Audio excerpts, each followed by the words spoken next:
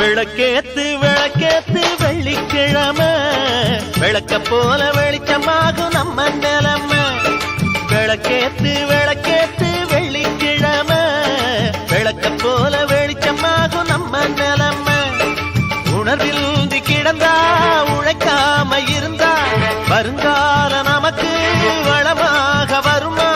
வந்தாச்சு வந்தாச்சு வருங்கால நமக்கு